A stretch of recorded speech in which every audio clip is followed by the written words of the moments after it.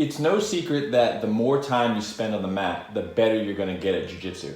But how do you get the most out of that time that you put in? I'm Nick Angeloni, and this is the Jiu-Jitsu Journal, where we help you bring your grappling game to the next level. If you like this video, make sure you subscribe so you can see what we have coming out in the future. And with that, let's get into it.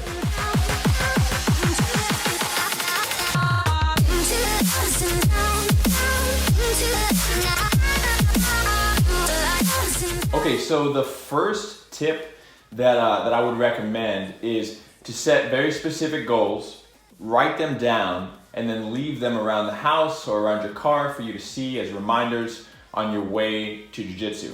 For example, let's say I would learn a new sweep that I really liked and I wanted to implement it in my game. I would write down, all right, I want to hit this sweep 3 times by such and such date, like maybe like 2 weeks from there or 1 week from there, depending on how hard it was. I want to hit it 3 times on someone who is a higher rank than me. If I was a purple belt, I wasn't setting goals to hit certain submissions on brand new guys out the gate, right? If I was a white belt, I would then maybe just a guy that's a white belt with 2 or 3 stripes on his belt. I want to hit that submission or that move a certain amount of times by a certain date. You can also apply this to positions, right?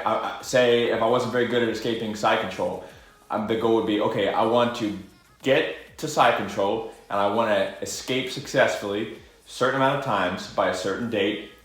Make it reachable. Don't make it by tomorrow, but don't make it 6 months from now either, because everyone's going to hit that goal. Make it challenging but reachable. The second thing that I would recommend when you're training is to go to where you fail, and I mean go to the positions or the areas where you fail.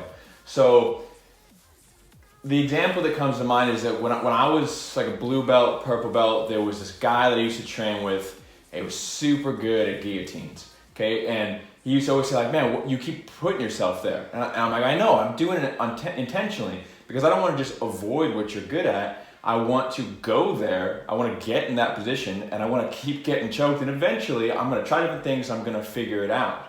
When you're game planning for competition, it's nuanced, but sometimes, or maybe most of the time, you're going to make that plan to just avoid their strong suit altogether, right? If I'm competing against a guy that has a great guillotine, I'm not going to practice my guillotine defense. I'm going to make a game plan that's going to avoid guillotines. Okay, but in practice, I want to go to where my training partners are very good, because that's going to make me better at defending it. And again, same thing applies to specific moves, applies to positions. Okay, so if I'm not very good at side control escapes, every time I roll, I'm going to be like, hey, let's start in side control. Let's start right here, because maybe I'm going to get stuck there for the first time, but I'm going to do that for 2 or 3 months, and eventually I'm going to be great at escaping side control. I want to go to where I am weak. The third thing that I would recommend is breaking down at least 1 or 2 positions or submissions that you had trouble with on your drive home. Okay, it's very important to do it as soon as you leave, because it's fresh in your mind. It's pretty hard to remember all of your rolls throughout that night, but if you could just remember, like, let's say you roll with somebody and they caught you in a certain move and they've caught you that a few times, you can go right after that roll and write it down, right? Or if you've got a good memory, I never wrote it down, to be honest. When I got in my car, I could usually remember, because it hurt me emotionally. I'd be like, man, I'm so frustrated with this move, I can remember it, okay? So when I would go home, I would play that in my mind. I'm like, okay, how is he doing this? How is he putting his hands there or getting to these positions? And then break it down, and don't overthink it, right? Like, just try and figure it out. Even if it's not the right answer, you can go and try that, and then if it doesn't work, you can repeat the process, okay? For example, I'm gonna make the simplest example possible, just to make it quick for the video, okay? So let's say, like, I keep getting guillotined. All right, let's think about this in the most simplest terms. This guy's putting his hand around my neck and he's choking me. Okay, well, why don't I try to grab that hand and pull it away before he lock up the grip, okay?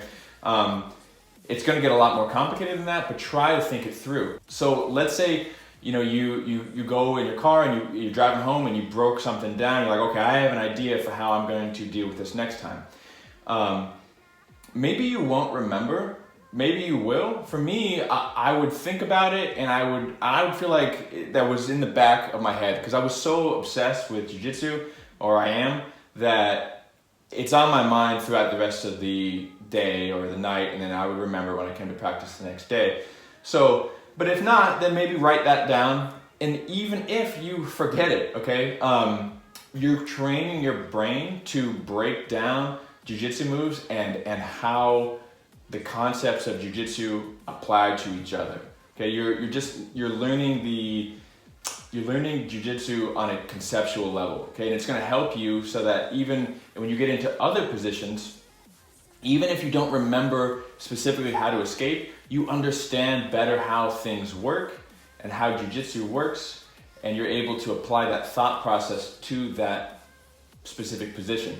The beautiful thing about jiu-jitsu is that it happens slow enough that we are able to think through it. It's a thinking man's game, so let's not let that thinking stop when we get off the mats. Let's go home, get in our car on our way home, and think about it, okay? How did I get caught? How can I stop that? Try to remember it for the next time. Let's put all these things together. If you get submitted by somebody, or you have trouble in a position with somebody, go home. On your drive home, think about, how did this happen? Think it through very simply. How can I stop? What can I do to avoid that from happening again? Then the next day, go find that guy who did it to you. Go put yourself in that position, let him set it up, and try your ideas, okay? See how that works out. And if it doesn't work, on your drive home, think about it again, okay?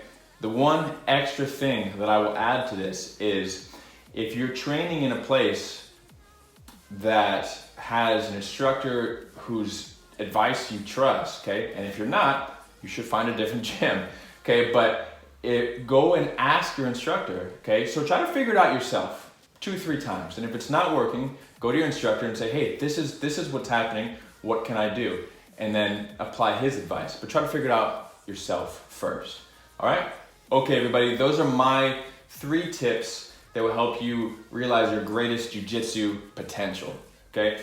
Again, there's no way around the fact that the more time you put in, the better you're gonna get. So put that time in and apply these tips to that time, okay? So you can get the most out of it. You can get as good as you can be. If you like this video, do me a favor, hit that like button and leave a comment below. It really helps the channel grow. Okay, also we are still giving away free Fuji gis. If you want to get a gi, you want to win the contest, all you have to do is be subscribed and then comment below, I want a free gi, so that I know that you want to enter the contest. And then when we hit 1,000 subs, we'll pick a winner, all right? Thank you guys for watching. We'll see you on the next